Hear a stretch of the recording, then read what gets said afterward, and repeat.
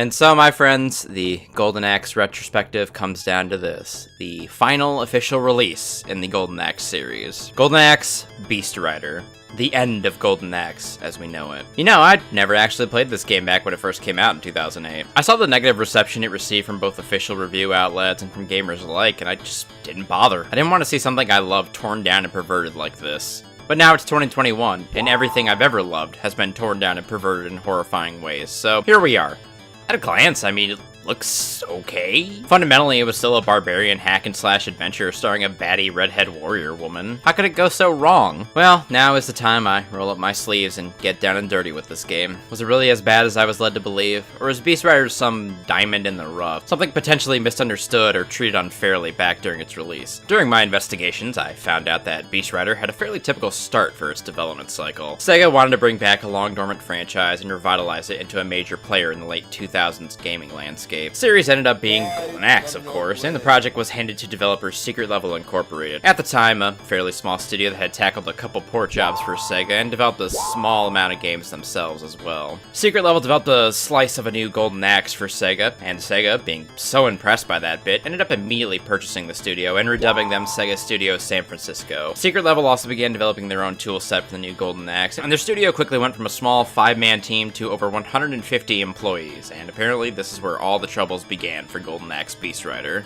Beast Rider, unfortunately, had quite the troubled development. The game originally did have a bit of a broader scope, including a more in-depth fighting system, multiple playable characters, and cooperative multiplayer modes as well. But a nightmarish confluence of inexperienced new team members, mismanagement, having to develop a second game midway through Beast Rider's development, and a terrible lack of communication between in-house development staff and outsourced teams led the project to become over-budgeted and bogged down in the quagmire of bad game development. But even with all these assorted troubles, the team at Sega San Francisco managed to buckle down and clutch out both Golden Axe Beast Rider and Iron Man too. But enough about backgrounds, you're here to learn about the game, not what made it, I'm sure. Golden Axe Beast Rider is a near-total reboot of the series. Outside of the original game's 3 main characters, the antagonist, and a few references sprinkled throughout, everything has been remade totally. Enemies, locations, monsters, and lore are all brand spanking new. The main character of Beast Rider is series staple Tyrus Flare. Still a cut beastly warrior woman, but with a few changes. No longer an Amazon, Tyrus now hails from the island of Axir and is a member of the Axiran Sisterhood, an order of warrior women and priestesses who worship the Great Dragon. She now also sports flaming red locks of hair and pants.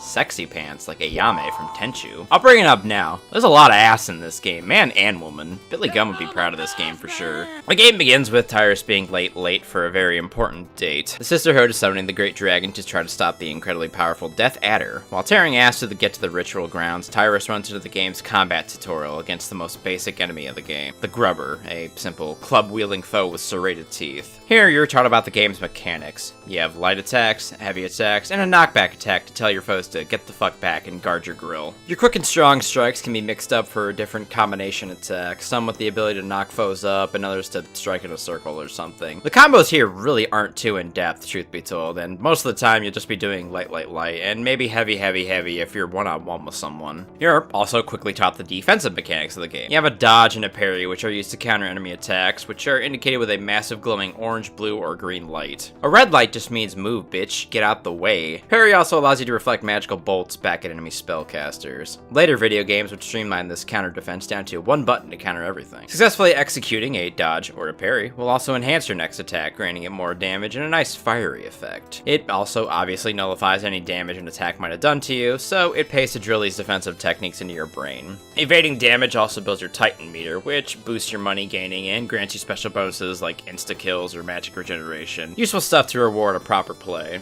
Parry can also produce a graphic kill, which has a little cutscene where Tyrus does a sweet little kill move to whatever foe she's targeting. These graphic kills grant you bonus money. Dismembering your enemies also gives you extra bonus money at the end of a level, too, so you want to commit as much violence as you possibly can, hacking every enemy you find to bits. I like the violence, it appeals to my lizard brain. You want to try to be as flashy and flawless as possible too, since more points will allow you to unlock better weapons later on. Good combat practices are not required to win though. I mean, I beat this game and I was terrible at this system. Back to the story though, Tyrus cleaves through a bunch of geeks and hurries ever forward to the ritual site. Thankfully, she runs into the game's chicken leg analog and yet another tutorial, this time on beast riding. Beast riding is an integral bit to this game, it being Golden Axe Beast Rider, after all. And this game isn't lacking in the beasts. Gone, though, are the familiar chicken leg and dragons of the past, in their place one weird facsimile in the Abrax, and a bunch of new ones. Ranging in size from the humble Linth to the monstrous Megabrax, all of these vicious creatures feature a simple mashable combo on top of a more specialized attack or utility-based ability. Beasts are pretty damn useful because they hit really hard and are basically a second life bar for you, on top of the fact that if you're mounted on a beast and take damage, you don't lose your Titan meter bonus. So most of the time you'll be using your beast as a meat shield battering ram against Adder's minions, as well as occasionally using them for puzzle solving. More on that later. Tyrus rides to the ritual site where the great dragon's being currently summoned by her sisters. Tyrus is imbued with the power of fire magic by the dragon just before Adder's minions launch an assault on the ritual site. The great dragon is captured by the first and second born, and while attempting to help, Tyrus gets knocked the fuck out. Behind you, girl! Great hero right there. She comes to a bit later, hot as hell and pissed off about all her dead friends. She slaughters some goons and activates a teleporter, escaping the ritual site to the DR Highlands, where she meets up with Gilius once again. He drops the best line in the game. By my balls, girl! I thought you were dead!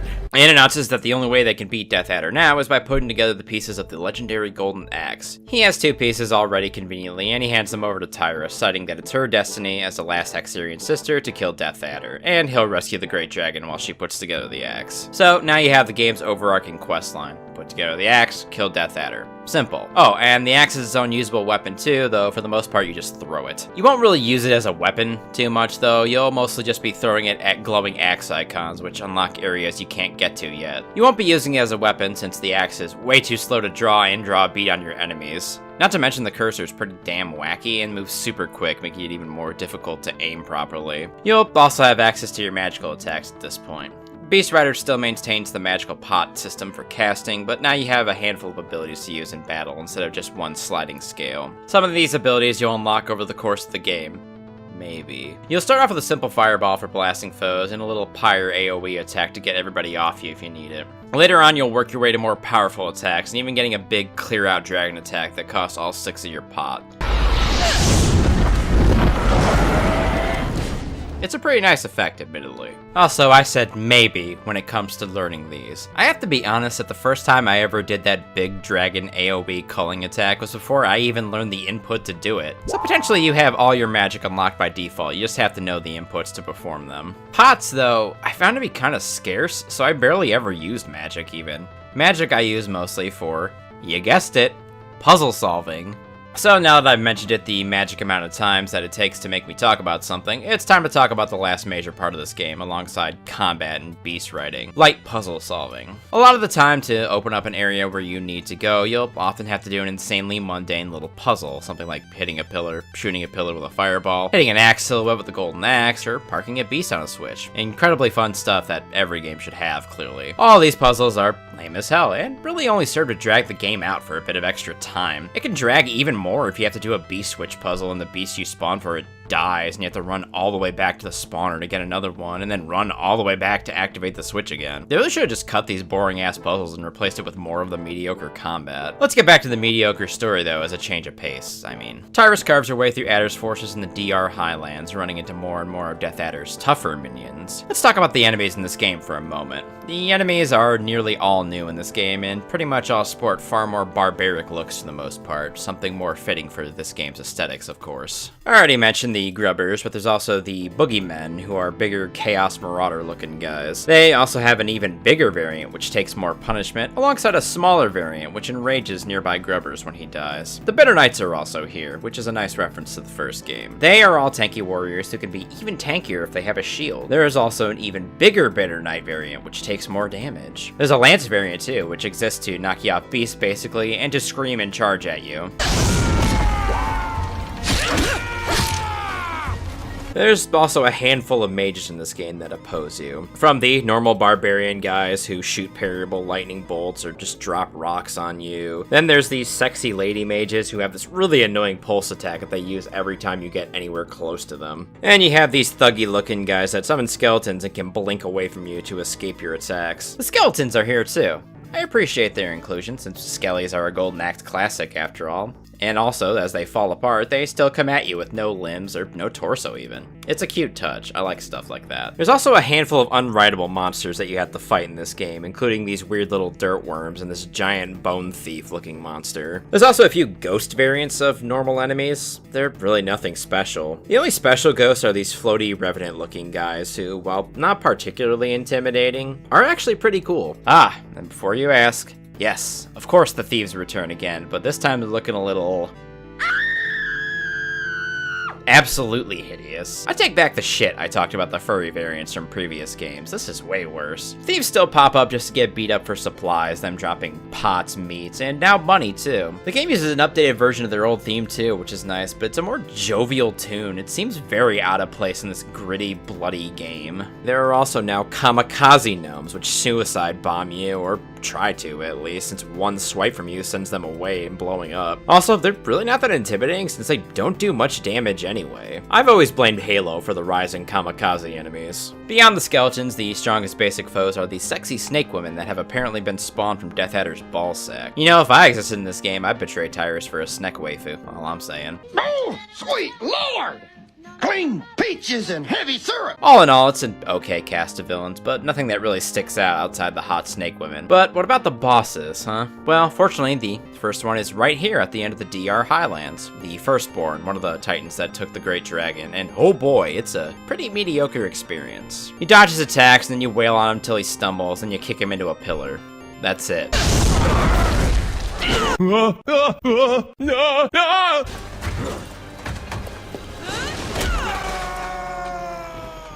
After Tyrus beats the Firstborn, she heads out to the Titan Wastelands to collect more pieces of the axe, which you find more pieces after some more killing and some more light puzzle solving. Tyrus thusly heads to the grave of the Turtle Titan to get more pieces, but has a brief run-in with Axe Battler, named Tariq in this game. Tariq now hails from the frozen Northlands and hasn't ever met Tyrus or Gilius before. His home has been suffering from a bunch of natural disasters, and he's come down south to figure out why this is happening. Tariq drops a cryptic warning to Tyrus, Be prepared to finish what you have started, Axarian. before fucking off for the rest of the story. Much like Gilius, Tariq just kinda vanishes for a while. Now that we're more than halfway through the game, I have to point out how lame these levels are in terms of design. Everything is just brown.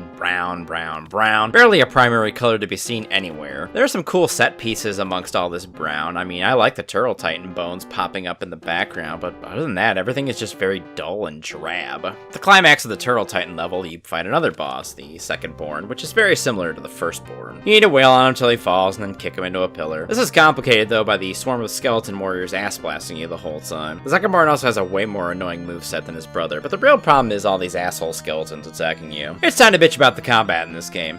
In short, it's not very good. For the most part, you're just going to be pressing light, or heavy to do your fighting. The only useful combination otherwise is light-heavy, which pops a foe up so you can keep wailing on them for extra damage. You are constantly being swarmed by foes in this game as well, which means if you want to try to use the defensive mechanics, which will help you destroy groups somewhat easier, you have to keep your head on a swivel at all times with a very unhelpful camera fighting you the whole way. Otherwise, you just light, since Tyrus's light does a nice circular attack to clear people out with. Also, the defensive systems behave oddly. Without an orange attack heading her way, if Tyrus attempts a dodge, she'll just do this awkward little sidestep. She'll roll fully if she does a dodge, but otherwise it's just this awkward little do-si-do for some reason. The AI also has this weird tendency to just break.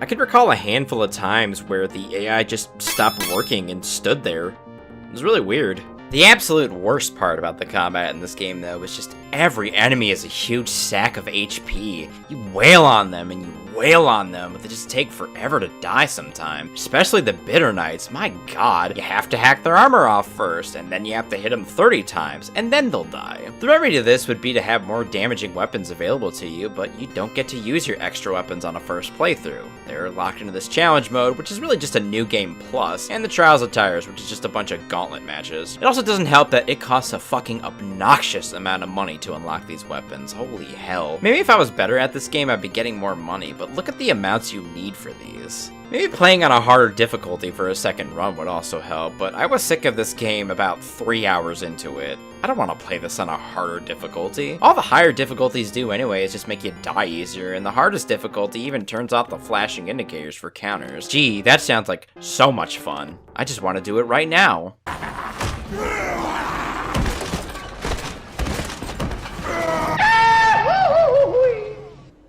Anyway, after you successfully kill the Secondborn, Tyrus jumps into the City of the Dead and has to hack through all the ghosts in the area to meet up with the Queen of the Dead, who has a piece of the axe, and is Death Adder's main hoe, so she's not giving up that piece easily. Her boss fight isn't really inspired either, you just whoop her ass, and occasionally she splits into two, and you have to find out which is the real one by hitting it. I forgot to mention during this fight, the Queen will occasionally hide behind a force field, and you have to break it by throwing the golden axe at some axe icons to make her fight you again. Fun. After her, you've assembled the whole of the golden axe, but it's still not complete. Oh well. Tyrus heads to the Fiend's Path to rescue the Great Dragon, since Gilius has been MIA since he promised to do that. This is where the hot snake women started appearing, so that gave me the strength to keep going on. Carve through more enemies and you arrive at the penultimate boss fight. Both of the titans from earlier, which you can only harm after killing the snake women who are currently channeling magic on the Great Dragon. This is just basically a super dragged out fight since it takes upwards of 4 downs to kill each giant. Not to mention that the snake women also respawn on occasion, so you have to kill them first, and then you can focus on the titans. After they're finally actually killed, Tyrus frees the Great Dragon, who reveals to her that the last part of the golden axe is his soul, and she has to kill him to complete the axe. She whinges about it for a bit, since that is her god after all, but ends up doing it at his urging. Axe in hand, Tyrus heads for the final confrontation with Death Adder. I like the run up to Adder, since every enemy literally just explodes when Tyrus gets close to them. It really shows off the power of this legendary weapon for sure. Finally, you come face to face with the big man himself. Death Adder is... Now, mortal, you will know what it means to despair. Foolish woman, behold your doom. Actually pretty cool looking in this game. They melded his old warrior look with a more serpent look, giving him scales under his nice green armor, one of the few colors in this game. You wail on Adder for a bit, and then he just decides to steal the axe from you. Just sucks it right out of your hand. You can do that? What the hell? It doesn't really matter though, since you beat on him some more, then you kick him into a vortex that does massive damage to him. After a couple of these kickings, you head into phase 2. Adder mutates into his true form here, shedding the armor plating and changing into a monstrous serpent beast that looks like a cross of a King Cobra and Goro from Mortal Kombat. You wail on him some more, eventually causing him to drop to his belly and summon magic to regenerate himself. Get this part though. You have to destroy the fonts above with the axe, and then you have to mount Death Adder like he's one of the beasts and use him to destroy the pillars totally so he can't fully regenerate anymore. How does that work exactly? This isn't fucking Ratatouille, he doesn't want me guiding him. This makes no sense, but I guess Adder couldn't say no to being mounted by Tyrus. Who could, really? After the pillars are destroyed and you empty his life bar one final time, a cutscene ensues. Adder says you're a punk bitch who will submit to him, and Tyrus says, maybe later, and hurls the axe at him, cleaving his head off in one well-placed blow. The tyrant is slain. The Great Dragon pops back in to pat Tyrus on the back and to let her know her service to him isn't finished yet. Tyrus changes into her classic outfit for the final cutscene, which is honestly pretty funny. I forgot to mention earlier, but you unlock outfits for Tyrus as you advance through the game, them all being related to the game's various areas, with the ultimate outfit you unlock being her classic Golden Axe 1 attire. I'm happy they included the throwback outfit, but it was something that probably should have been rewarded to you after the credits roll, truth be told. Mainly because it's kind of jarring to see Tyrus change from her modern leather top, pants, and armor combo to her battle bikini from the first game. I actually bust a gut laughing the first time I saw this. Tyrus meets up with Gilius outside the Fiend's Path, who congratulates her for killing Adder, but the party is crashed by Tariq, who informs us that Adder's death has only unleashed the other titans that he kept in check, and the three form an uneasy alliance as the game ends on a cliffhanger. A cliffhanger that was never followed up on because Beast Rider fucking bombed. And now I see why. Really, Gilius sums up my feelings on this game pretty well. Blood and shit. Golden Axe Beast Rider is a very dull, messy game.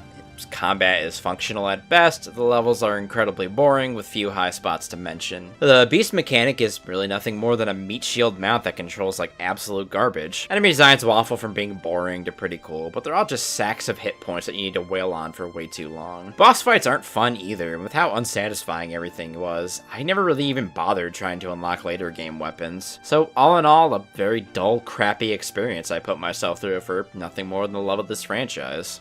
this would obviously be the end of Golden Axe as we know it. Aside from some cameos in other games and some Storm collectible statues, which look pretty sweet, Golden Axe has never seen another entry in the franchise. This was a fairly depressing end to a franchise that meant a lot to me growing up. And well, I guess we're at the end of this little journey.